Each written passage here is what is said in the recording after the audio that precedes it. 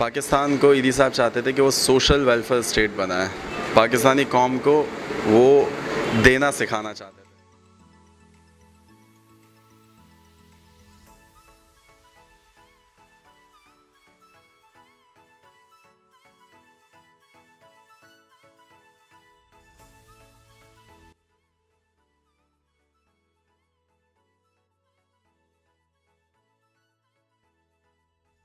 कौन फरिश्ता सिर्फ ज़मीं से आया है, जसद खाकी नाबीना मालूम होता है, या शायद आँखों की जगह नूर लाया है। सुना है बहुत है इब्ने आदम ज़मीं पे, लेकिन ईदी अकेला यतीमों के हिस्से आया है। मुझे मत मारना भूख के डर से बाबा, एक झूला है जो एक गरीब आदमी ने बनाया है। यकीनन आप समझ गए होंगे हम इस टाइम कहाँ मौजूद हैं। हम मौजूद हैं इंसानियत के सबसे बड़े खिदमत गुजार ईदी फाउंडेशन के सामने, और हम यहाँ पर बात करेंगे ईदी फाउंडेशन के यहाँ पर जो करता धरता है उनसे, और फैसल साहब ईदी साहब के बेटे से, और अब्दुल सत्तार ईदी साहब के पोते से। हम उनसे बात करेंगे उनकी फाउंडेशन के हवाले से, और अभी रिसेंटली ईदी साहब की बरसी गुजरी है, हम उनके हवाले से बात करेंगे। चलें आइए बात करते हैं ईदी साहब के बेटे से। अस्सलाम वालेकुम, ज़िंदा कौम के साथ एक बार मैं फिर हाज़िर हूँ एक नई वीडियो के साथ, और इस टाइम मैं मौजूद हूँ ईदी फाउंडेशन के अंदर, और मेरे साथ मौजूद हैं 7 ईदी साहब जो कि पोते हैं अब्दुल सत्तार ईदी साहब के। हम इनके फाउंडेशन के बारे में जानेंगे, इनसे बात करेंगे, और अब्दुल सत्तार ईदी साहब के बारे में बात करेंगे। अभी 8 जुलाई की उनकी बरसी गुजरी है, स्पेशली हम उस बारे में भी बात करेंगे। अस्सलाम वालेकुम। वालेकुम सलाम। कैसे हैं आप?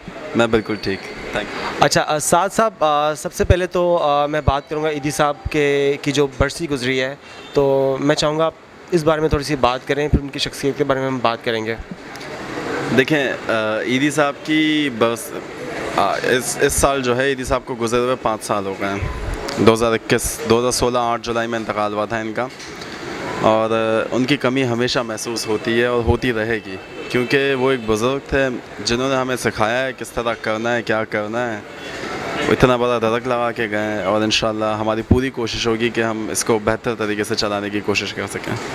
आपने कहा उन्हें गुजरे 5 साल गुजर गए, इन 5 सालों में आपने उनकी कमी को यकीनन महसूस तो किया होगा जैसे आपने कहा, तो वो जो खला है वो कैसे आप समझते हैं पूरा होगा, या लोगों का रिस्पांस उसके बाद कैसा रहा, और आपके कंधों पर इतना बड़ा बोझ आ गया आपके पापा के पग पर यकीनन, तो आप समझते हैं कि ये जो खला है वो पूरा हो सकता है उनके? देखिए, ये खला तो पूर्ण नहीं हो सकता ना, लेकिन हम कोशिश करते हैं कि ईदी साहब की तरह काम करने की कोशिश करें। और जब से ईदी साहब का इंतकाल हुआ है उसके बाद से हमारी सर्विसेज कम नहीं हुई है, हमारी सर्विसेज बढ़ी हैं। हमारे पास अब जो है तकरीबन 300 से 350 के करीब बड़ी एम्बुलेंसेस भी मौजूद हैं। पहले हमारे पास 100 एम्बुलेंसेस थी। डोनेशन में फ़र्क आया है, कमी आई है, लेकिन जो है हमने सर्विसेज नहीं रोकी है, ना ही बंद की हैं। एयर एम्बुलेंसेस में इजाफा हुआ है। कोशिश हमारी है कि सर्विस बेहतरी की तरफ जाए हमारी सर्विस, लेकिन जो है ईदी साहब का खला पूरा नहीं कर सकते। अच्छा, हम डोनेशन पर भी बात करेंगे, मगर मैं पहले ये बात करना चाहूँगा कि ईदी साहब जब मौजूद थे उनकी एक ज़िंदगी एक सबके लिए एक समझ लें कि एक लेसन है, एक उनकी जिस तरह से उन्होंने ज़िंदगी गुजारी, वक्फ़ कर दी लोगों के लिए। और देखा जाए तो बहुत से लोग काम करते हैं, अपनी जायदादें बनाते हैं, अपने लिए भी बहुत सारा काम करते हैं, इंसानी खिदमत भी करते हैं। तो मैं ये जानना चाहूँगा उनकी सादा ज़िंदगी की क्या फ़िलासफ़ी थी, आपका उनके साथ टाइम गुजरा तो क्या नसीहतें करते थे आपको, वो इस बारे में क्या बात करते थे कि ज़िंदगी को कैसे गुजारा जाए? देखिए, वो हमेशा सादगी की बात करते थे। वो बोलते थे, पैसों का मलंग आदमी थे वो, ठीक है, वो इस दुनिया में रह ही नहीं रहे थे, आप ये समझें। मलंग आदमी थे, उन्होंने अपनी पूरी ज़िंदगी जो है एक ही कमरे में गुजार दी, ठीक है, ना घर बनाया ना कुछ बनाया। यहाँ तक कि मेरी दादी जो है वो भी उसी बिल्डिंग में रहती हैं, ठीक है। वो बेसिकली जो है ना, पहले मैटरनिटी होम था, उसके अब मैटरनिटी होम के साथ जो है ना ऑर्फनेज भी है। आज भी मेरी दादी वहीं पे रहती है। ईदी साहब ने पूरी ज़िंदगी वहाँ पे गुजारी। एक छोटे से कमरे से 6 बाय 6 का कमरा था, वहाँ से डिस्पेंसरी शुरू की थी, सारी चीज़ें वहीं से चलती गईं। और ईदी साहब ने हमेशा सादगी की तरह ही ज़िंदगी गुजारी है, सादगी से ज़िंदगी गुजारी है। और ये ईदी साहब ने हमें बताया भी है कि जो ना पैसा अहमियत नहीं रखता, आपने ज़िंदगी सादगी से गुजारनी है। अच्छा, कहते हैं कि 1000 नसीहतें करने से बेहतर है कि आप रोल मॉडल बन जाएं।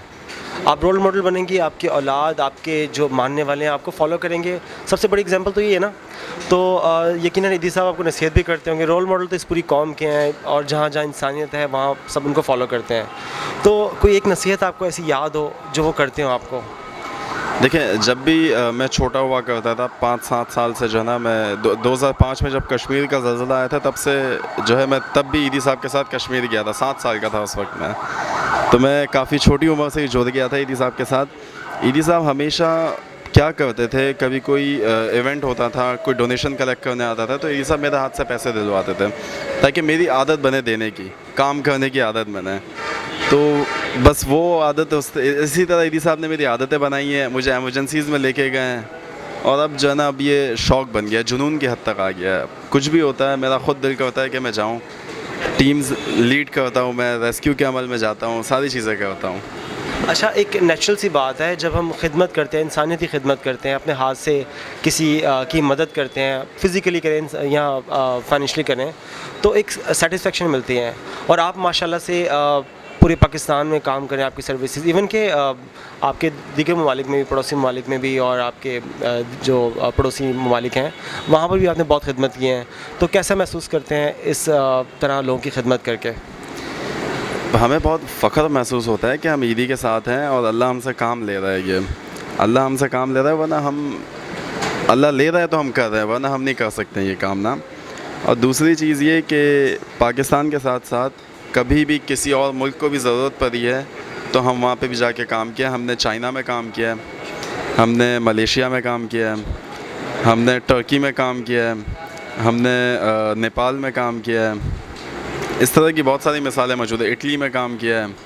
इस तरह की बहुत मिसालें मौजूद हैं। और अभी भी जब कोविड का बहुत ज़्यादा ख़तरनाक सूरत हाल थी इंडिया के अंदर, हमारा पड़ोसी मुल्क है, उसमें भी हमने ऑफ़र की थी इनको कि अगर जो है ये परमिशन देंगे हमें, तो हम 1 से 2 दिन के अंदर ही सारी चीज़ें तैयारियां करके पहुंच जाएंगे और काम करना शुरू कर देंगे। रिस्पॉन्स दिया उन्होंने?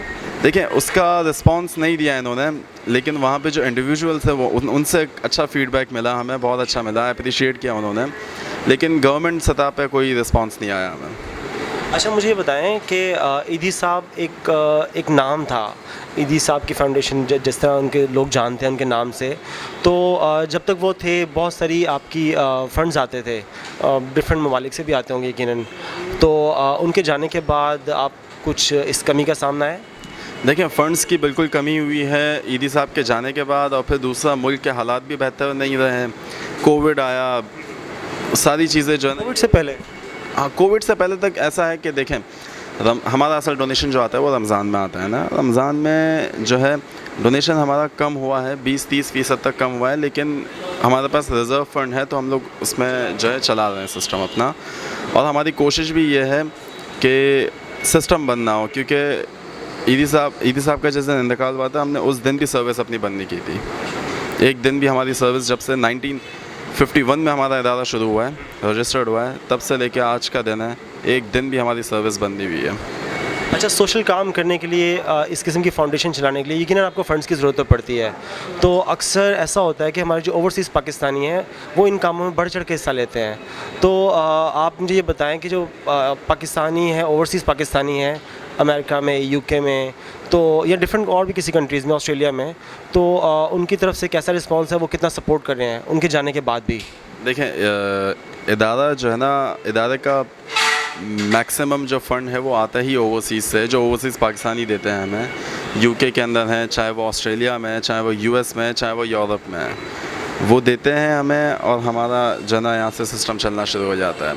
अगर वो अपना ताउन नहीं करेंगे हमारे साथ तो हमें फिर मुश्किलात पैदा होंगी, लेकिन वो बहुत अच्छे तरीके से ताउन कर रहे हैं और हमें मसले मसाइल नहीं है अब। अच्छा, मुझे ये बताएं कि यंग जनरेशन के लिए आप कितनी बड़ी इंस्पिरेशन है, और जो आप काम करते हैं तो आपके भी कोई हीरो होंगे, ऐसा हो सकता है ना, ईदी साहब के अलावा? तो आप किसी से इंस्पायर हैं?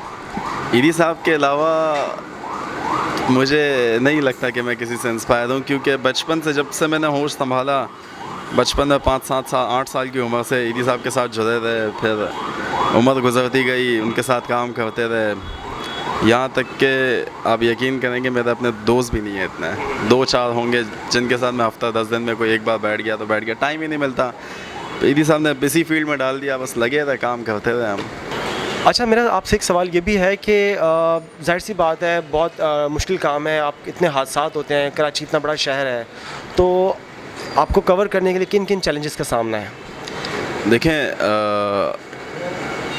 हमने जो है ना, सबसे पुरानी ऑर्गेनाइजेशन है हमारी पाकिस्तान में ये, और दूसरी चीज़ ये कि कराची के अंदर, चाहे पाकिस्तान के अंदर, कराची के अलावा पाकिस्तान के अंदर कहीं भी कोई भी बड़ा इंसिडेंट हुआ है तो आपने वहाँ पे ईदी को पाया होगा, वहाँ पे आपने ईदी को देखा होगा कि वो काम कर रहा होगा उस इंसिडेंट में, चाहे वो समंदर के अंदर हो, चाहे वो खुश्की के अंदर हो, चाहे वो कहीं पे भी हो। यहाँ तक कि सैलाब आता है, हमारे पास कश्तियाँ हैं, हम लोग हर तरह का इक्विपमेंट रखते हैं और सारी चीज़ें हम कोशिश करते हैं कि हम रेस्क्यू कर सकें ना। मसला ये हमें पेश आता है, हम लोग जब इक्विपमेंट्स बाहर से मंगाते हैं, इंपोर्ट करते हैं, या हमारे पास स्पेशल गाड़ियाँ मंगाते हैं, हम बोट्स मंगाते हैं, हम उस पर हमें टैक्सेस देना पड़ता है। टैक्सेस अगर नहीं देना पड़े, गवर्नमेंट हमारे साथ कोऑपरेट करे, तो हम ये काम जो कर रहे हैं ये और अच्छे तरीके से कर पाएंगे। अच्छा, चलें, उम्मीद है कि गवर्नमेंट आपकी बात सुने और अरबाब इख्तियार जो है आपकी बात सुने और इस पर आपको थोड़ा सा फ्लेक्सिबिलिटी दें। अच्छा, मेरा एक सवाल आपसे ये भी है कि कराची एक बहुत बड़ा शहर है, बहुत बड़ी आबादी है, तो आपके जो ईदी सेंटर्स हैं या जो आपके एम्बुलेंसेस हैं, आप समझते हैं कि ये इसको कवर करने के लिए काफ़ी हैं, यहाँ पर आपको मज़ीद कुछ सेंटर्स बनाने की ज़रूरत है? देखिए, कराची ऐसा कैपेसिटी के हवाले से बात करें। कैपेसिटी के हवाले से कराची के अंदर मज़ीद एम्बुलेंसेस भी और होनी चाहिए, लेकिन इस वक्त मौजूदा हालात में हमारा सबसे बड़ा नेटवर्क है कराची में। और दूसरी चीज़ ये कि कराची की आबादी बहुत है, कराची की आबादी बहुत है, दूसरी एम्बुलेंस सर्विसेज भी हैं यहाँ पे, तो जो ना हो जाती है, चीज़ें हल हो जाती है, मसला नहीं आता, मसला पेश नहीं आता ना। सेंसस अपना WHO के रिपोर्ट के मुताबिक 52,000 पे हर 52,000 बंदे पे एक एम्बुलेंस होनी चाहिए। कराची उस पे पूरा मुकम्मल होता है जी। अच्छा, मैं थोड़ा सा चाहूँगा कि आप ईदी साहब की लाइफ के ऊपर थोड़ा सा और बात करें, और उनकी लाइफ में बहुत सारे ऐसे वाक़यात होंगे, बड़े इंटरेस्टिंग वाक़यात होंगे जो कि हमारे लिए सबक आमोज़ भी हो सकते हैं, तो कोई ऐसा वाक़या जो आप हमसे शेयर करना चाहें? ये जना के अंदर ब्लास्ट हुआ था, जना हॉस्पिटल के अंदर ब्लास्ट हुआ था, कराची जना के अंदर। उस वक्त जना पहले एक और जगह ब्लास्ट हुआ था, उसके पेशेंट ज़ख्मी वगैरह आए थे, जना हॉस्पिटल के अंदर लाए गए।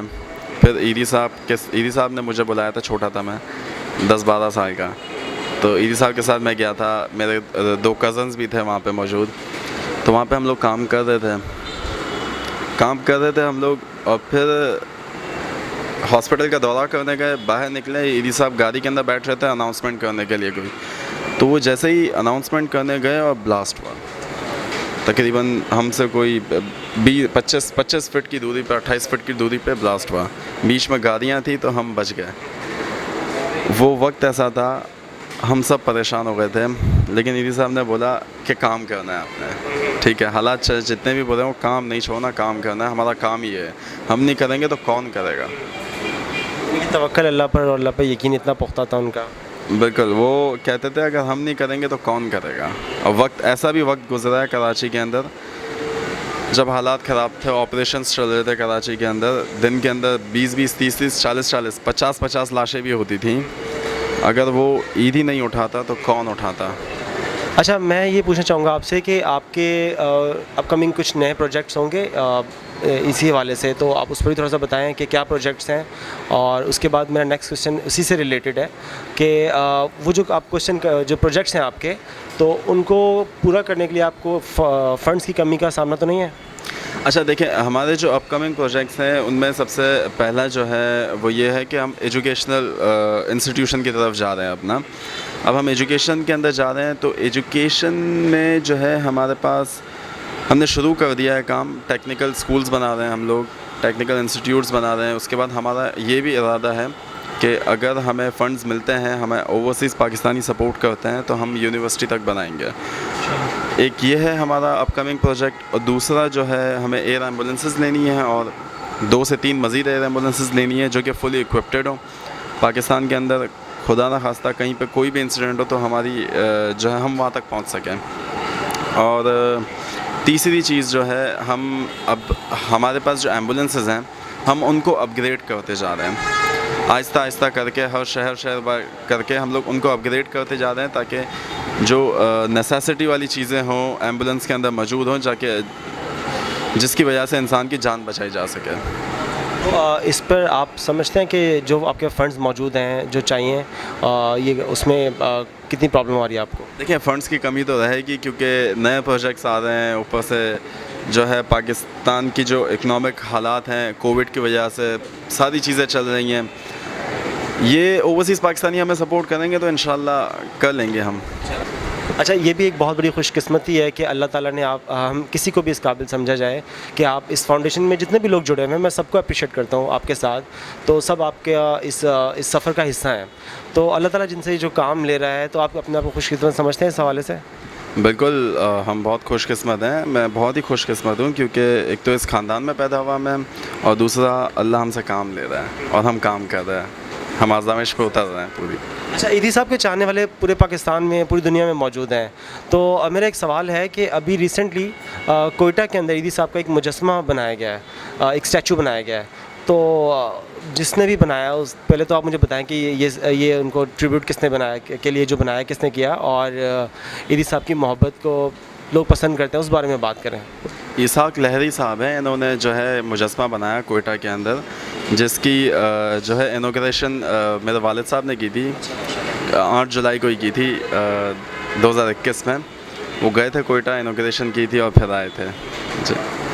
चलें, आप हमें टाइम देने के लिए बहुत बहुत शुक्रिया आपका, और इंसानियत की जो खिदमत है वो आप यूँ ही करते रहिए, और जहाँ जहाँ दुनिया में इंसानियत की बात चलेगी, इंसानी खिदमत की बात चलेगी, तो सब वहाँ पर ईदी साहब का नाम लिया जाएगा सबसे पहले, और ईदी फाउंडेशन का नाम लिया जाएगा। सर, बहुत बहुत शुक्रिया हमें टाइम देने के लिए। Thank you very much.